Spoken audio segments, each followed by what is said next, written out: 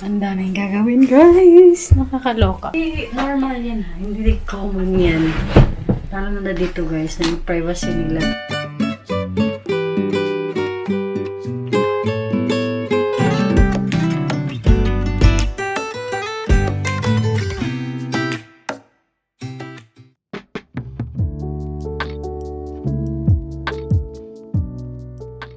Hi guys! Nasa bahay na kami. Ang daming gagawin guys! Nakakaloka. Dito muna ako nagsimula. Tatapusin ko lang to dito. Ayan. Ito. Marami na ako nagawa sa part na to guys. I'm running the washer now. Ayan, okay na yan, di ba? Hindi pa siya totally very finished. Pero, almost finished na. Oh! Secured it. Thank you, baby. Na ilalim ito. Tapos meron na ako nito, 'di ba? Binili natin 'to sa Muji. So lilinisan ko. And then gagamitin ko dito, guys. Pantry. Gamit na niya itong ulit itong ang tawag nito. No space. Ito. Yung lock. Diba? Matagal. I-reuse lang namin yan, guys. Kasi may 7 kaming ganito. Yung actually 8. Kaya lang na sa labas nalagay. Kaya nasira. But anyway, i-reuse namin tong mga shelf. Kaya yan ito.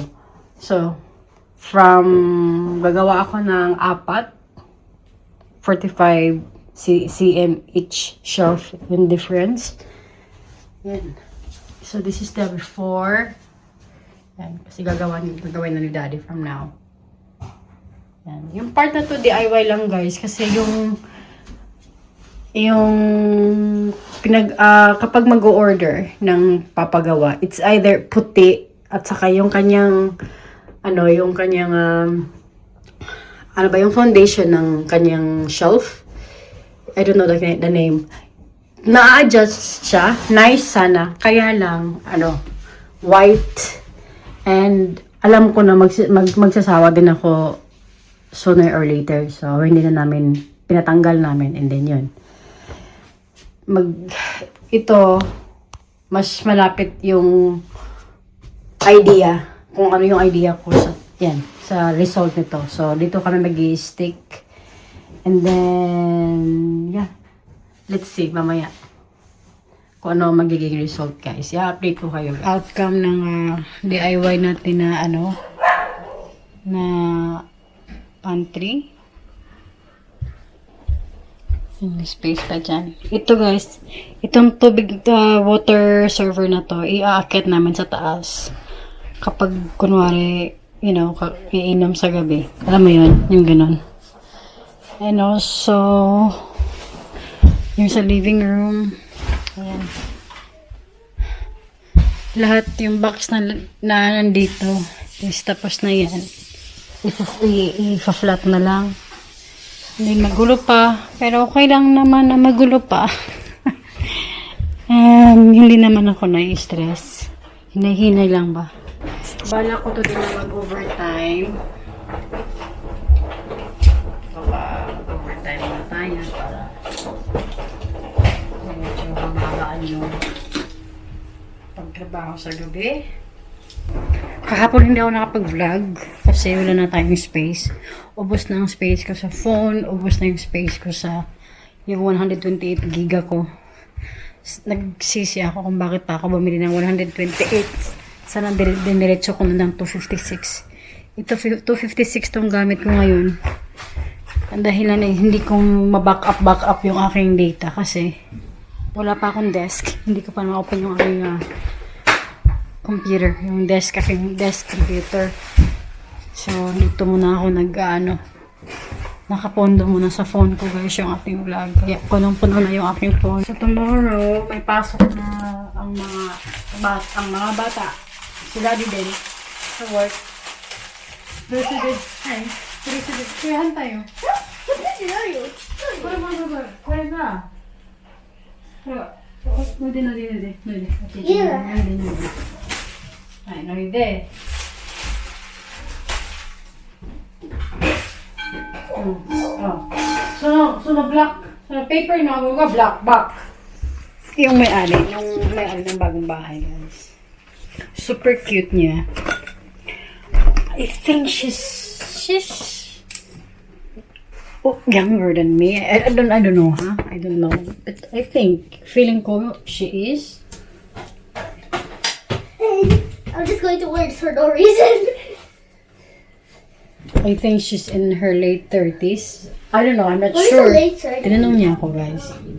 Akala ko kung anong i-ask niya sa akin. Mama heard you say I would never fall in love like It's just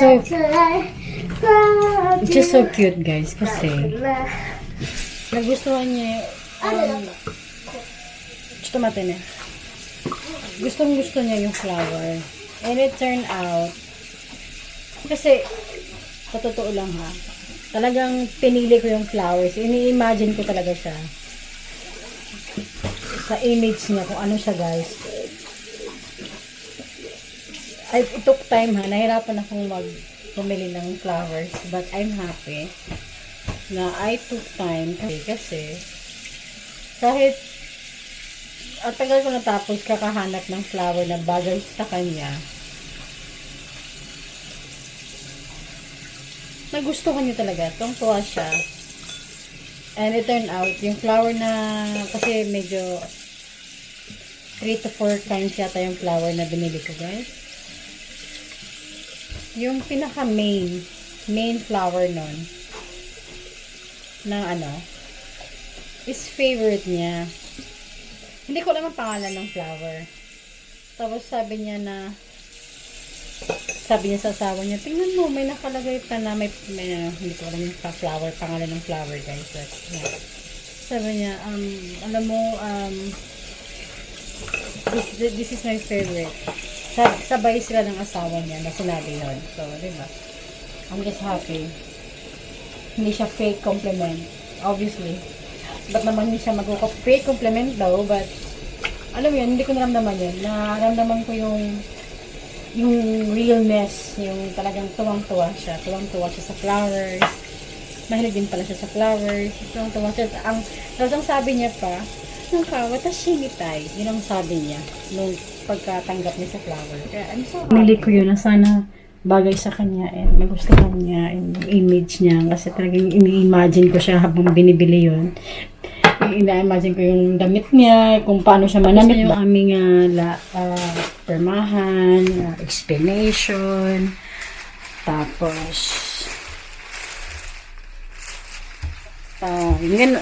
lahat ng discussion, tapos na lumapit sila sa akin. Ano ko ano yung sasabihin, guys. Yun pala, sabi niya sa akin, lumapit siya, sabi niya na pagkatapos ng renovation, pwede bang pumunta kayo? Sabi niya sa akin, guys, kasi gusto niya daw ipakita sa akin yung bahay nila. Ay, guys, hindi normal yan ha. Hindi common yan. Lalo na dito, guys, na yung privacy nila talagang yan. Kaya super, like, flattered and, I don't know, like, really? Kasi, of course, gusto kong makita kung anong mangyayari sa bahay, kung paano nila i-design. Of course, gusto ko yun. Hindi ko lang matanong. Or never kong gagawin yun. Mommy, hi. Kasi, Hi, Mommy. hi, my sweetheart. Kasi, diba, you don't ask mga ganong question. Kahit gusto mo, kinikip mo lang yun sa heart mo. Hi, Mommy. Oh, that's so cool. But in your heart, Mommy. Hi, Mommy. Look. Hi, Mommy. but in your heart, gusto ko talaga. Diba? Gusto ko talaga bumalik, makita yung bahay. Sabi niya, pwedeng hiniin yung contact number mo. So, nag-change kami ng contact number, guys. Kasi, yun. Gusto niya naman makita ko yung bahay nila. Gusto niglang makita namin yung bahay nila. Bahay na nila yun. Can you imagine that, guys? Kaya sabi ko, oh, thank you. Masaya lang ako dun sa Yan sa connection, guys. Kasi palagi ko nga itong binabalik-balik sa inyo. Ako din. Sobrang gaan din ng loob ko sa kanila. Lalo na sa asawa, sa girl. Like, gustong-gusto ko yung ano niya, yung vibe niya, yung elegance niya, yung paano niya na-appreciate yung bahay, kung paano niya i-handle ang sarili niya. I love everything about her. Like, I'm happy kasi I don't know how she feel towards me. Pero, nararamdaman ko na magaan din yung loob niya sa akin. Kasi if not, ba't naman niya ako i-approach ng ganun, diba? I mean, you don't do that. You don't do that. And she's very like educated person, and I know na hindi siya mag-waste ng time, you know, just for what. Kaya I'm happy kasi yung ano ba, yung feeling na ay nag-match yung feeling namin sa isa't isa. And I'm so happy, guys. I'm so happy kasi she wants me to like yung makikita yung glimpse ng ano ng kumagaya of her, of them. 'Di ba? I'm just so happy. Kaya when you know, alam mo yung connection talaga. It doesn't really have to patagal lang ba kayong magkasama or kung ano man yung chances na nagkausap kayo. Siguro pag nag-drive talaga kayo, parang iba yung ibang mararamdaman nyo talaga sa sa'yo. And I'm so happy, guys. Yun lang yung gusto kong i-share sa inyo. And for today's vlog, actually, ang dami na natin, hindi ko na alam kung anong mga nakwento ko.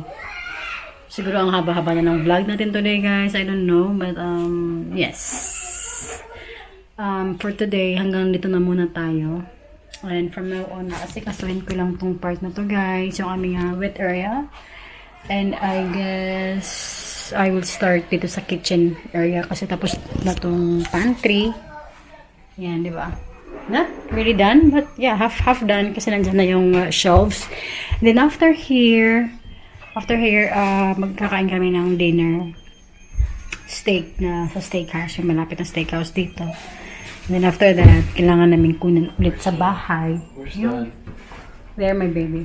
Yung yung plants. Kaya may kailangan kaming balikan na plants. And yeah.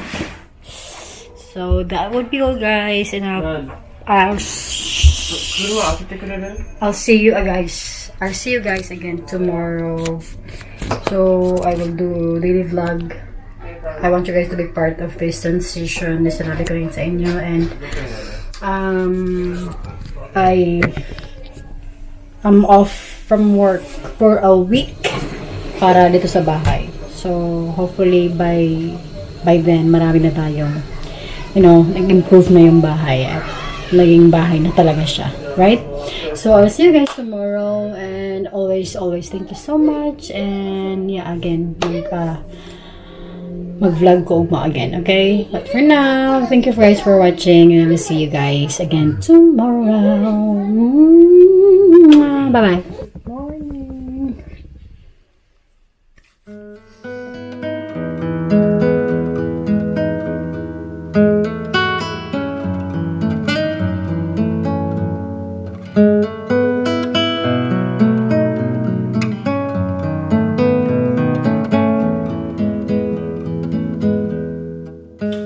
Dilim pa dito, guys, kasi wala pa kaming light dito.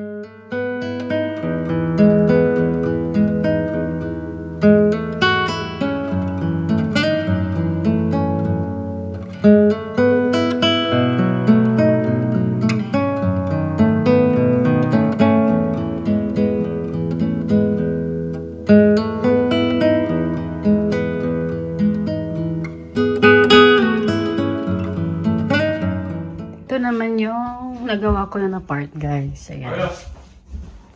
Ayan. Alam niyo ba? Hinay-hinay lang yung paggawa ko, guys. Finally, learning to do that. Ayan. Hindi na ako yung tipong... Hindi ko na siya hinamadali. Total may...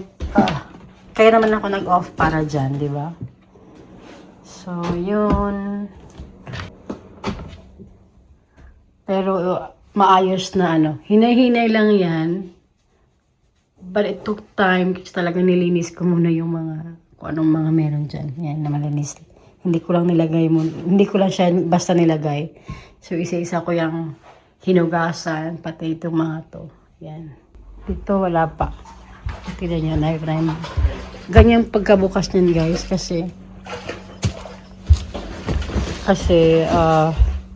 bara-bara kapag may hinahanap titingnan.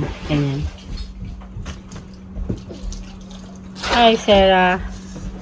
Oh, I got pads. Oh my gosh.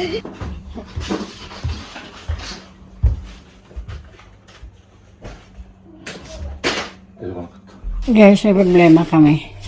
Ako, lalo na. Ito, pinaano ko to. Pinalagyan ko to na hook para dumikit masyado, para maging strong yung attachment nitong paglagay nitong shelf. Pero wala. Kaya ganyan yung dalawa. Yung sa taas meron. Kaya stress ako ngayon guys. But anyway, ayusin na natin yung pantry kung anong pwede nating malagay. Okay? Para matapos na yung maayos na yung kitchen pa. Kasi medyo ayaw ko magpadala sa stress ko guys. Ang dami kong kailangan gawin. Alam niyo yan. Napunasan ko na yan ng baking soda na sheet paper.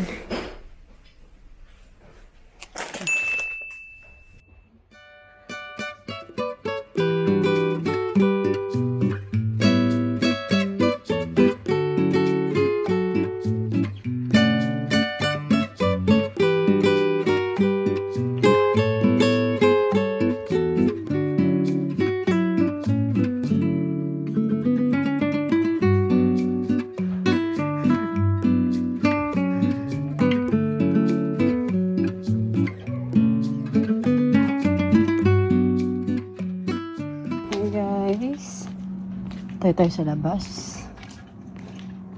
Maglilipat tayo ng olive tree dito sa malaking flower vase na to. Okay.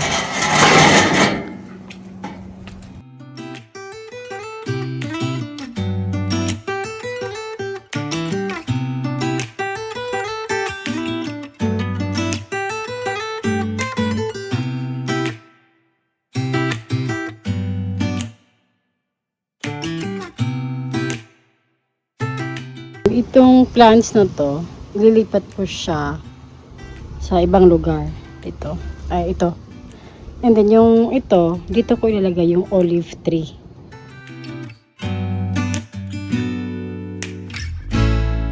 Guys, empty na. So, lagyan na natin ng soil. But before that, magagyan muna tayo ng para maganda yung kanyang drainage.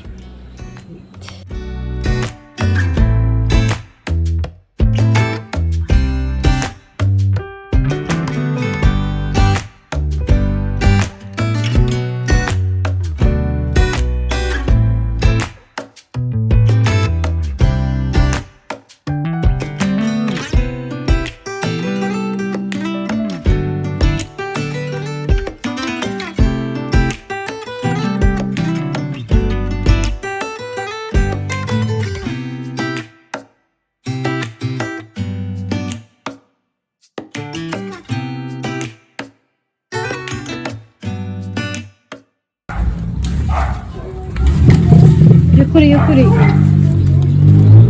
Ichi ni matawa sa'yo.